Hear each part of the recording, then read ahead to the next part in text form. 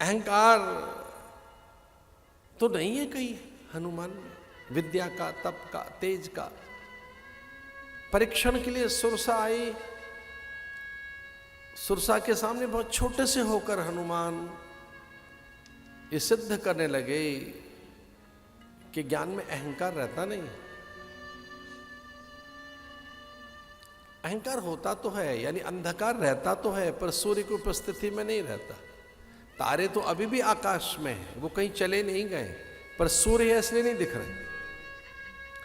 तारे तो अभी भी वही हैं, आकाश में ही हैं। एक बार छुपने दो, सूर्य दिखने लगेंगे। अहंकार है तो सही हम सब में, लेकिन वो नहीं रहेगा अगर ज्ञान का प्रकाश आया हो। इसे सुरसा परीक्षा लेके चली गई। सिंह को भी भगवान ने उपदेशित किया और लंकनी को भी। मंदिर मंदिर प्रतिकर शोधा, देखे जहत अगणित जोधा, गयो दशानन मंदिर माही। इतने चतुर थे लंका के प्राणी, और विशेषकर रावण। सारे घर मंदिर जैसे बना रखे थे। मंदिर का वास्तु, मंदिर का शिल्प, सब घर मंदिर जैसे लग रहे थे। लेकिन मंदिर तो है, भक्ति नहीं है। और जो मंदिर होना चाहिए उसे भवन बताया तुलसीदास जी ने। भवन एक पुण्य दीख सुहावा, हरि मंदिर तो भूल बनावा। जो दुष्टों के घर हैं उन्हें मंदिर बता रहे हैं। मंदिर मंदिर प्रतिकर शोधा, देखी जहाँ योद्धा हैं, मदिरा का पान कर रहे हैं, वो मंदिर जैसे दिखे, क्योंकि उनका आकार मंदिर जैसा है, आकृति मंदिर जैसी है। पर वह मंदिर नहीं है, वहां दुष्ट बैठे हैं। लेकिन एक ने अपने घर को मंदिर जैसा नहीं बना रखा था। भवन सामान्य एक भवन, भवन एक पुण्य दीख सुहावा, हरि मंदिर तहाँ भिन्न बनावा। रामायुध अंकित गृह, शोभा बरन न जाए, नव तुलसी का वृंद देख। अत्यंत हर्षित हुए हनुमान जी। वृंद कहते हैं बगीचे को। सबसे पहले राम जी का बगीचा देखा, राम बाग, उसका नाम राम वाटिका रखा हुआ है। चकित रह गए हनुमान जी, यह लंका में राम वाटिका पहले बनी हुई है, ये राम वाटिका। विभीषण ने कहा हाँ ये मेरे प्रभु की वाटिका है। और ये दरवाजे पे ये क्या लगा रखा है? बोले धनुष और बाण। किसका? राम जी का। विभीषण ने दरवाजे पर, घर के द्वार पर स्वास्तिक चिन्ह नहीं बना रखा था, न गणेश लगा रखे थे, कुछ नहीं, न ओम लिख के रखा हुआ है, न राम लिख के रखा हुआ है। क्या लिखा हुआ है? रामायुध अंकित गृह। घर के दरवाजे पे धनुष और बाण। पूछा हनुमान ने, अरे विभीषण ये क्या है? बोले एक धनुष है और दूसरा बाण, इसी से होगा कल्याण मेरा और मेरे स्वामी का। मुझे पहले ही पता है, राम का बाण मैंने यहां छाप दिया है और धनुष।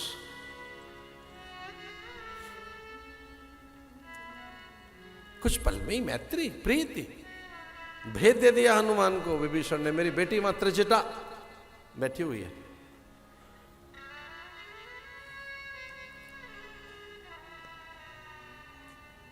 और त्रिजटा ने भी, ब्रह्मवादिनी थी त्रिजटा। एक दिन जब सीता का थोड़ा सा तिरस्कार करने लगी निशाचरियां, तो सबको बिठाया, बैठो बैठो बैठो, एक बात बतानी है। सपने बानर लंका जारी, जासुधान सेना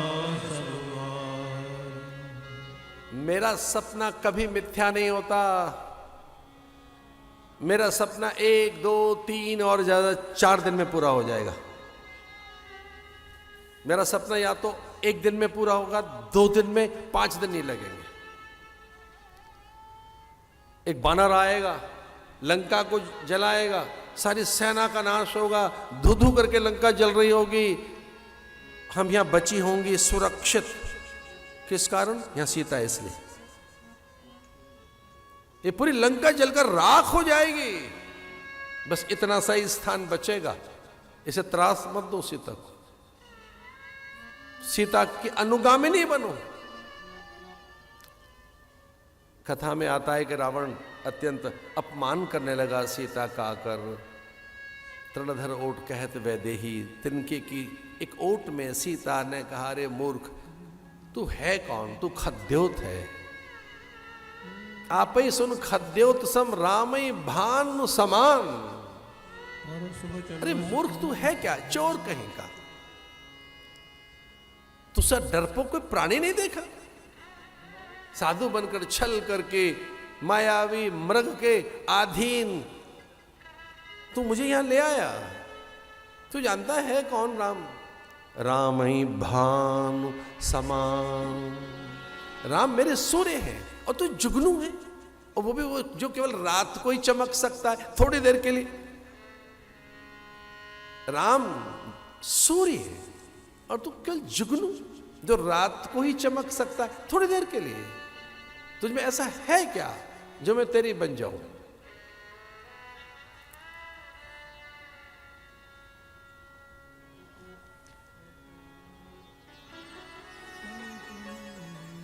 हनुमान जी पत्तों की ओट में है। तरुपल्लम महु रहा लुकाई, करई विचार करऊं का भाई। कुछ लोग हम जैसे लोगों से कहते हैं, कुछ लोग मुझसे भी कहते हैं कि समय पे उत्तर क्यों नहीं देते हो, पता नहीं क्या क्या चल रहा है समाज में। मैंने कहा हम तो हनुमान जी के अनुयायी हैं, टाइम पर ही उत्तर देंगे, समय तो आने दो। आने दो, समय दे देंगे उत्तर। तरुपल्लव महु रहा लुकाई, करई विचार करूं का भाई। बॉल आएगी तो जाएगी फिर बाउंड्री पार। चिंता नहीं करिए, कुछ पता नहीं है, जानते नहीं है, ऐसा नहीं है। हनुमान जी ने सिखाया है, समय पे बोलो, समय की प्रतीक्षा करो।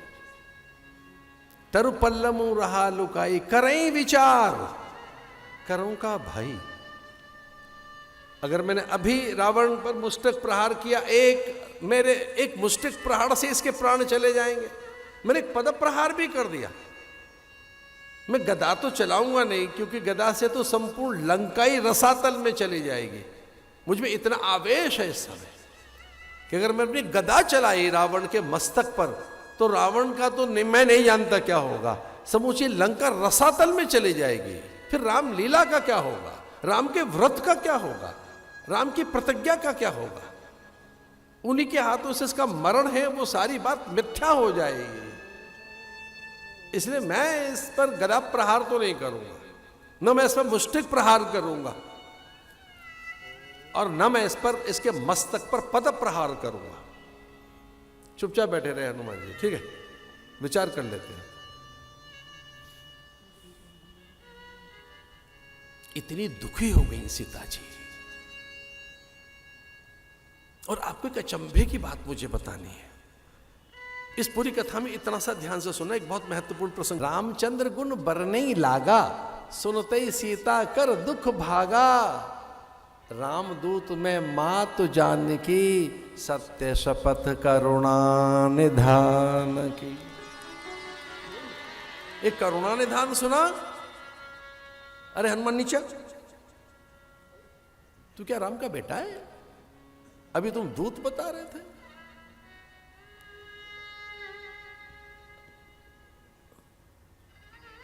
क्या बात लिखते हैं तुलसीदास बाबा। पुत्र स्नेह उमड़ा आया सीता।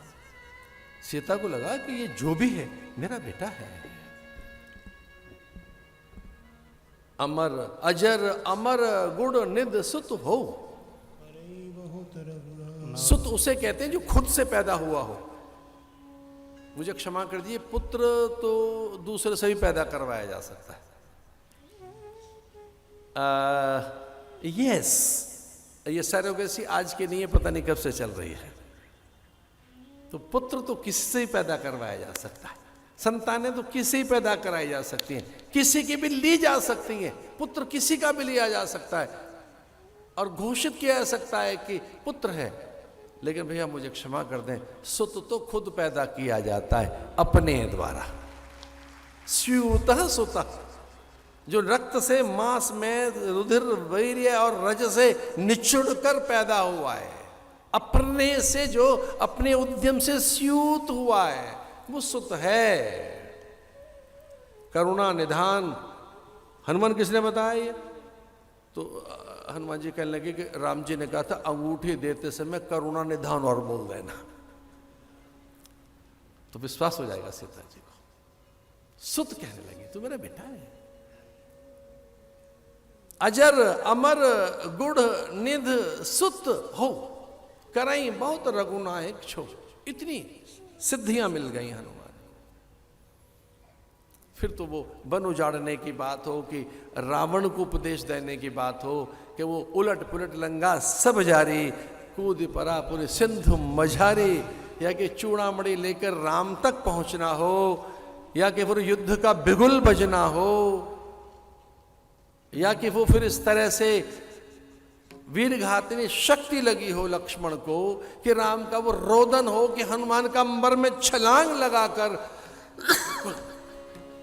गरुड़ को लाना हो, नागपाश खुले कि धौलागिरी पर्वत तक पहुंचे और वहां से संजीवनी ले आए। राम लखन फिर हर्षित है, भयानक युद्ध है। इन आतताइयों के विनाश की गाथा किसने नहीं सुनी? लेकिन आज अब राम और रावण का युद्ध है। उसके लिए 4 पंक्तियां इस ढंग से लिखी गई हैं, बड़े अनुराग के साथ वो गाई भी गई हैं।